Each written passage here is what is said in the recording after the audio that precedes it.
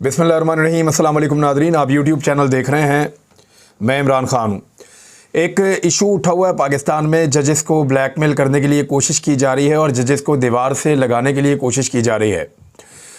PMLN का ये वतीरा है हमेशा से कि अगर सिस्टम उनके लिए काम करे तो फिर वो कहते हैं कि सिस्टम ठीक काम कर रहा है, लेकिन अगर सिस्टम उनके लिए काम ना करे तो वो कहते हैं कि सिस्टम ख़राब हो चुका है या सिस्टम जो है वो अब ठीक करने की ज़रूरत है, उसको अपडेट करने की ज़रूरत है। फिर वो इल्ज़ामात लगाते हैं और घिनौने इल्ज़ामात लगाते हैं, ज़ाती और निजी ज़िंदगी तक चले जाते हैं, घटिया हरकतें करते हैं, केसेस भी बनाते हैं। तो इसी तरह से मैं कुछ फैक्ट्स आपके सामने रखता हूँ कि एक्चुअली कहानी क्या थी। अता तारड़ ने एक प्रेस कॉन्फ्रेंस भी की और उसने जजेस के ऊपर बड़े संगीन इल्ज़ामात लगाए और सुप्रीम कोर्ट ऑफ पाकिस्तान के जज हैं जस्टिस मज़ाहिरुद्दीन नकवी साहब, उनके ऊपर जो है वो गलत इल्ज़ामात लगाए। एक्चुअली एक ऑडियो है जो जस्टिस मज़ाहिर अली नकवी साहब और परवेज़ इलाही साहब की है, जिसमें परवेज़ इलाही साहब उन्हें कह रहे हैं जी मैं आ रहा हूँ, बस मैं आ रहा हूँ, मैं प्राइवेट ही आ रहा हूँ, मतलब मेरे साथ वो कोई सिक्योरिटी वगैरह नहीं है, मैं कोई प्रोटोकॉल के साथ नहीं आ रहा, लेकिन मैं आपके घर आ रहा हूँ। जज साहब मना भी कर रहे हैं, लेकिन परवेज़ इलाही साहब उनके घर आ रहे हैं और कहते हैं जी मैं आता हूँ आपकी तरफ। वो जज साहब कहते हैं मेरी आपका ही घर है, लेकिन बहरहाल वो उनके घर चले जाते हैं, कह करके मोहम्मद खान भट्टी भी उनके घर पे है, जो परवेज़ इलाही साहब का ख़ास आदमी है ब्यूरोक्रेसी में। अब असल कहानी क्या है? कहानी जो है वो अब मुबैना तौर पे जो पता चली है वो ये है इस ऑडियो की। अता तारड़ ये साबित करना चाह रहे हैं कि एक्चुअली ये कोई केस है जिस केस के लिए परवेज़ इलाही बेंच फिक्सिंग के लिए मरीम नवाज़ साहिबा ने कहा है जस्टिस मज़ाहिरुद्दीन नकवी साहब के घर जा रहे हैं। वो इसको ऐसे पोर्ट्रे कर रहे हैं कि जैसे परवेज़ इलाही एक केस हल करवाने के लिए जनाब जस्टिस मज़ाहिरुद्दीन नकवी साहब के घर जा रहे हैं और उनसे वो केस हल करवा रहे हैं। ये PMLN का वतीरा है। वो जजेस के घरों में जाते हैं, उनकी वीडियोस भी बनाते हैं, उनकी वीडियोस रिकॉर्ड भी करते हैं, फिर बाद में उनकी वीडियोस चलाते भी हैं। जजेस को वो मिलते हैं मदीना मुनव्वरा में भी, यानी मियां नवाज शरीफ के ऊपर केस चल रहा था जस्टिस अरशद मलिक साहब की अदालत में, और मियां नवाज शरीफ के बेटे जस्टिस अरशद मलिक को सऊदी अरब की सरजमीन पर मिल रहे थे। तो ये चीज़ें PMLN बहुत ज़्यादा करती है, तो उनको इस बात का बड़ा तजुर्बा है, तो फिर वो इल्ज़ामात लगाने में उनको आसानी रहती है। अब ज़रा असल कहानी सुने, आपको पता चलेगा। ये जो बज़ाहिर दिखाई दे रही है वो ये है कि मोहम्मद खान भट्टी जज साहब के घर पर है, परवेज़ इलाही साहब से बात करवाते हैं जज साहब की। परवेज़ इलाही का जज के घर बिना प्रोटोकॉल के जाना, यानी बग़ैर प्रोटोकॉल के जाने का मतलब है छुप कर मिलना, और मतलब दाल में कुछ काला है। अब अता तारड़ साहब ने ये कहानी बनाई है और बात का बतंगर बढ़ाने की कोशिश की है। ये अदलिया पे एक्चुअली दबाव डाल रहे हैं। असल कहानी ये है कि ये 10 सितंबर 2022 शाम 6 बजे की बात है। उस वक्त परवेज़ इलाही वज़ीर आला पंजाब थे और मोहम्मद खान भट्टी उनके ख़ास आदमी थे ब्यूरोक्रेसी में। जस्टिस मज़ाहिरुद्दीन नकवी काले शीशे वाली गाड़ी के अंदर बग़ैर प्रोटोकॉल के अपने घर से निकले। ट्रैफिक वार्डन ने उनको रोक लिया। गाड़ी के काले शीशों के ऊपर ट्रैफिक वार्डन ने एतराज़ किया। उस पर जो ड्राइवर है उसने ये बताया कि गाड़ी के अंदर सुप्रीम कोर्ट के जज मौजूद हैं और गाड़ी जो है वो सुप्रीम कोर्ट की है। ट्रैफिक वार्डन जो है उसने गाड़ी को रोके रखा और जज साहब ने तारुफ करवाया, और इसके बावजूद ट्रैफिक वार्डन ने कहा कि ये काले शीशे उतार दिए जाएँ। अब सिक्योरिटी पॉइंट ऑफ व्यू से जजेस जो हैं वो ऐसे काले शीशों वाली गाड़ी इस्तेमाल करते हैं। ट्रैफिक वार्डन ने इसरार किया कि नहीं, ये उतार दिए जाएँ। उसके बाद जज साहब ने एक आला पुलिस ऑफिसर को टेलीफोन किया और उनको आगाह कर दिया इस बात के बारे में। फौरी तौर पे एक वायरलेस का पैगाम पुलिस का सर्कुलेट हुआ। पुलिस ऑफिसर मौके पर पहुंच गया, जज साहब के घर पहुंच गए पुलिस वाले और सीनियर ऑफिसर्स, और IG DIG operation, SSP operation, CTO, वज़ीर आला के प्रिंसिपल सेक्रेटरी, ये सारे जज साहब के घर चले गए कि हमें अफसोस है कि आपके साथ सड़क के ऊपर नामुनासिब रवैया रखा गया और आपको मजबूर किया गया अपनी गाड़ी के काले शीशे आप उतार दें, और हत्ता के तारुफ भी करवाया गया कि ये सुप्रीम कोर्ट ऑफ पाकिस्तान के मुअज़्ज़िज़ जज हैं। तो वो सब लोग जज साहब के घर आ गए। तारुफ करवाने के बावजूद ट्रैफिक वार्डन के रवैये पर सब ने माजरत की। अच्छा, अब ये कहानी आप सुनते जाएं, आपको समझ आ जाएगी कि एक्चुअली हुआ क्या है। IG समेत तमाम पुलिस अफसर, वज़ीर आला के प्रिंसिपल सेक्रेटरी मोहम्मद खान भट्टी जज साहब के घर थे। तभी परवेज़ इलाही साहब ने मोहम्मद खान भट्टी को टेलीफोन किया। मोहम्मद खान भट्टी और परवेज़ इलाही का टेलीफोन जो है वो टेप किया जा रहा था, और याद रहे कि उस वक्त पाकिस्तान के आर्मी चीफ थे जनरल रिटायर कमर जावेद बाजवा। बाजवा साहब खुद कह चुके हैं कि वो ऑडियोज और वीडियोस खुद टेप करते रहे हैं। बहरहाल उनका दौर था, तो फिर जब वो खुद आर्मी चीफ टेप कर रहे थे तो बाकी आप समझ सकते हैं। बहरहाल उस दौर में परवेज इलाही साहब का फ़ोन करना मोहम्मद खान भट्टी को, और बात यहां से उन्होंने शुरू की कि बहुत अफसोस हुआ। यानी आपको आइडिया हो गया ना कि वो बहुत अफसोस हुआ। फिर किस बात का बहुत अफसोस हुआ? और फिर असरार करना कि मैं आपके घर आ रहा हूं सब ऑफिसर्स की मौजूदगी में। यानी जज साहब ने कहा कि रहने दे, कोई बात नहीं, आपका घर होंगे नहीं, मैं आ रहा हूं, मैं ताड़ी वाली आ रहे हैं, की कर दो, मैं आ रहे हैं, ताड़ी वाली आ रहे हैं, मैं आ रहा हूं, मैं आप आ रहे हैं, बगैर प्रोटोकॉल दे आ रहे हैं। तो इस तरह जो परवेज इलाही साहब हैं वो जज साहब के घर आए और उनसे मिले, और उन्होंने भी माजरत की जो ये वाकया हुआ था। अब बात ये है, ये पुलिस वाले सारे मौजूद हैं, ये वाकया रिकॉर्ड के ऊपर मौजूद है, इस वाकये की तस्दीक की जा सकती है। तो परवेज इलाही की जो जज साहब के साथ जो ऑडियो लीक हुई है, ये 10 सितंबर 2022 की मुबैना तौर पे ऑडियो है। इरशाद भट्टी साहब ने भी इसके ऊपर इसी तरह से रोशनी डाली है, कुछ और लोगों ने भी इसके बारे में यही बताया है। कुछ सोर्सेज यही बता रहे हैं कि ये एक्चुअल कहानी है। अब मामला यह है कि इस वक्त उस ऑडियो को यहां पे क्यों लाया गया, क्योंकि जस्टिस मज़ाहिर अली नकवी इलेक्शंस के मामले में आइन और कानून के मुताबिक चलना चाहते हैं और इलेक्शन कमीशन को कानून के दायरे में लाना चाहते हैं, जो असल तरीकाकार है। जब वो सही बात करते हैं कोई जज, तो फिर ये उनको कंट्रोवर्शियल बनाते हैं। इनके पास सबकी ऑडियोज़ और वीडियोज़ मौजूद हैं। किस ऑडियो और वीडियो को कहाँ इस्तेमाल करना है, उसके लिए इन्होंने खासा घिनौना खेल बना रखा है। चीज़ों को एडिट भी करते रहते हैं और एडिट करके उनको तैयार करते रहते हैं। बहरहाल ये थी जी कहानी जो आपसे छुपाई जा रही थी, तो असल कहानी आपको पता चल गई होगी। अब आए अरशद भाई के केस के ऊपर, क्योंकि उस पर हमने बात करते रहनी है और हमेशा करनी है। और मेरी आप सबसे गुजारिश है, ख़ास तौर पे जो लोग लाहौर और आसपास रहते हैं, वो सब लोग तैयारी कर लें। हम उन्हें एक बहुत बड़े मामले की तरफ दावत देंगे और एक अरशद शरीफ शहीद के इंसाफ के लिए हम एक बड़ा काम करने जा रहे हैं। इस चीज़ को आप अपने जहन में रखिएगा, और ये पैगाम सिर्फ पाकिस्तान में नहीं पूरी दुनिया में जाएगा। अरशद शरीफ शहीद का पूरी कौम के ऊपर एहसान है। याद रखिए, जनरल कमर जावेद बाजवा ने जब से रजीम चेंज ऑपरेशन का एतराफ़ किया है, जब से जनरल रिटायर कमर जावेद बाजवा ने वो तमाम चीज़ों का एतराफ़ करना शुरू किया है जो बहुत पहले से हम बता रहे थे लोगों को। अरशद शरीफ शहीद ने ये सारी चीज़ें बताई थी और हम लोगों ने इसका खुमियाजा भी भुगता है। आज वो हमारे बीच में नहीं है। उसने कई महीने जंगल में गुजारे हैं। उसने बड़ी तकलीफ़ के बावजूद आप लोगों के लिए सच बोला है। आज हमने अपने भाई को इंसाफ दिलाना है। इंसाफ दिलाने के लिए आप सब तैयारी रखिएगा। बहुत जल्दी हम आपको एक जगह पे दावत देंगे और आप सब लोगों को आना है। हम आपको बताएंगे कि करना क्या है। ये पैगाम पूरी दुनिया तक जाएगा, सिर्फ पाकिस्तान तक रुकेगा नहीं।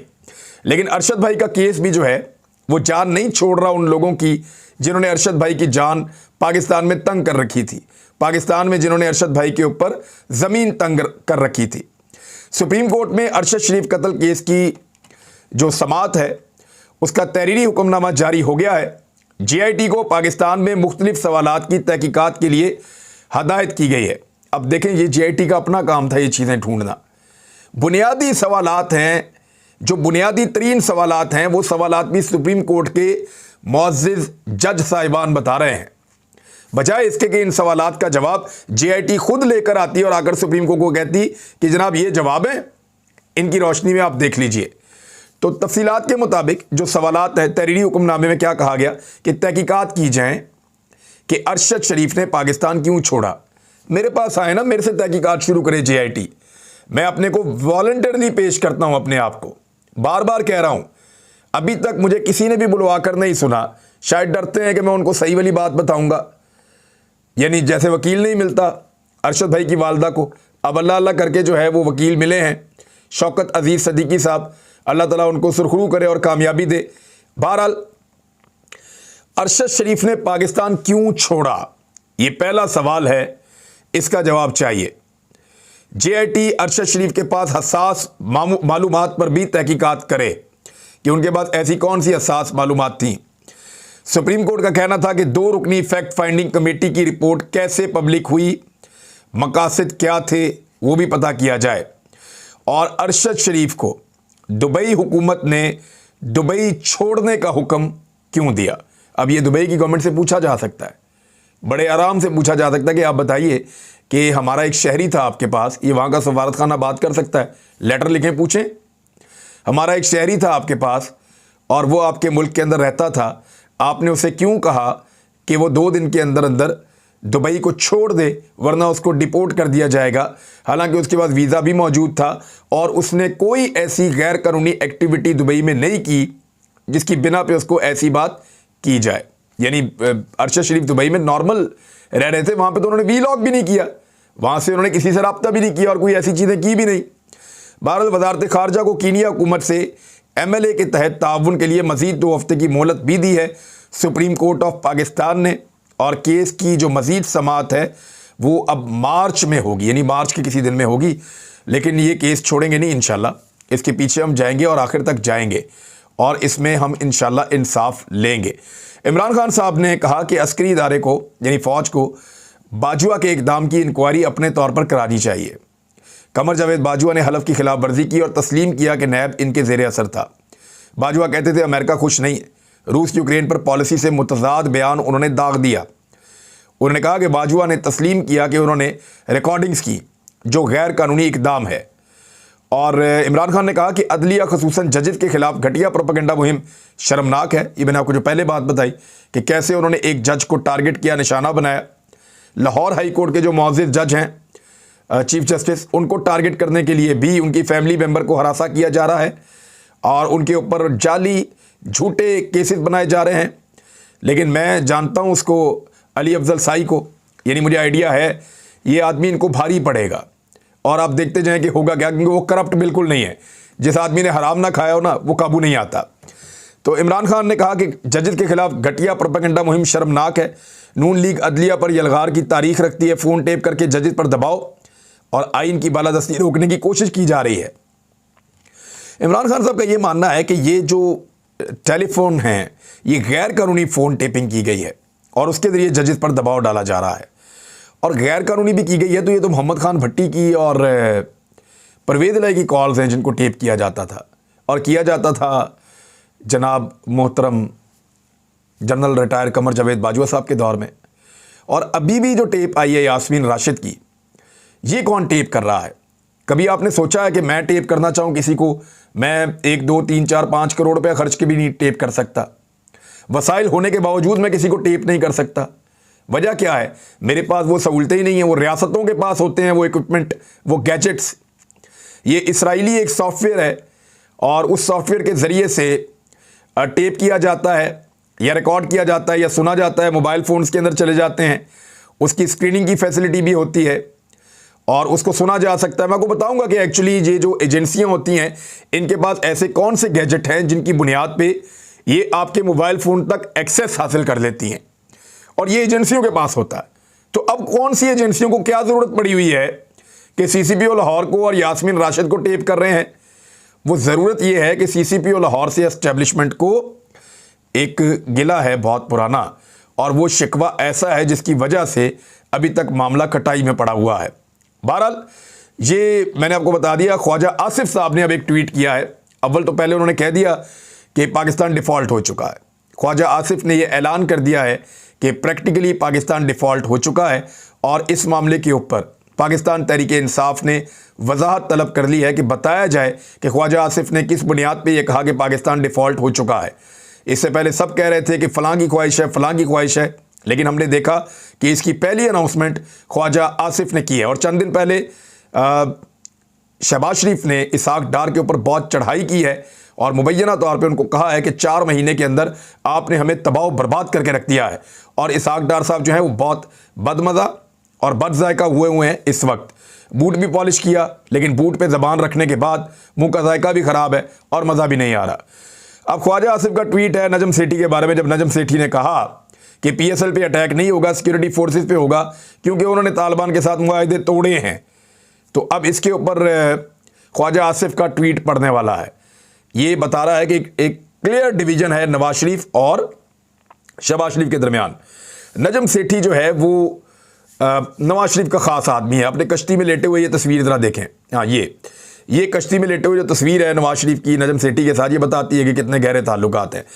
ये शख्स स्टेट सिक्योरिटी एस्टेब्लिशमेंट का मवाजना पीएसएल से कर रहा है, ये बात ख्वाजा आसिफ ने की। कहने का मतलब, ये शख्स कहकर मुखातिब किया नजम सेठी को। कहने का मतलब है सिक्योरिटी एस्टेब्लिशमेंट पे हमला हलाल है और पीएसएल पे हराम। ये हमारी फौज और पुलिस की जानों की कोई हुर्मत नहीं है, इत्मीनान है, पीएसएल महफूज है। ये है हमारी अशराफिया, सिर्फ अपना मफाद अजीज़ है, कौमी सलामती और कीमती जाने डिस्पोजिबल हैं। ये ख्वाजा आसिफ ने कहा है। राणा सनाउल्लाह साहब का एक स्टेटमेंट, इस स्टेटमेंट में खौफ है, और खौफ ये है कि सदर आरिफ अलवी अपना इख्तियार इस्तेमाल करते हुए कहीं इंतखाबात का ऐलान न कर दें, और क्योंकि उन्होंने कर दिया तो हाई कोर्ट हो या सुप्रीम कोर्ट, सब ये कहेंगे कि सदर के पास इख्तियार है, उन्होंने अपना आईनी इख्तियार इस्तेमाल कर लिया है। सदर का इलेक्शन की तारीख के ऐलान से कोई सरोकार नहीं, राणा सनाउल्लाह कह रहे हैं। इलेक्शन की तारीख देना इलेक्शन कमीशन की आईनी जिम्मेदारी है, जबकि इलेक्शन कमीशन कहता है हम तो दे ही नहीं सकते तारीख। यानी सारे भाग रहे, मैं नहीं दे सकता, मैं नहीं दे सकता, मैं नहीं दे सकता। आईन कह रहा है चलो सदर दे देगा, वो कह रहे सदर भी नहीं दे सकता। आरिफ अलवी इलेक्शन कमीशन के आईनी इख्तियारात में मुदाखलत कर रहे हैं, राणा सनाउल्लाह के बकौल। Arif Alvi foreign funding case में शरीके जुर्म है। इमरान खान सदर के मनसब के जरिए इलेक्शन कमीशन को दबाव में लाने की कोशिश कर रहा है। आरिफ अलवी सदर पाकिस्तान बने, इमरान खान के तर्जुमान ना बने। अब ये जो है ना, राणा सनाउल्लाह साहब का खौफ जाहिर करता है कि सदर अगर अनाउंसमेंट कर दे तो फिर इलेक्शन से बचने का दूसरा कोई रास्ता नहीं होगा। नाज़रीन, और भी खबरें देंगे आपको अगले वीडियो में। अब तक के लिए इतने, अपना ख्याल रखिएगा, अपने चैनल का भी। अल्लाह हाफिज़।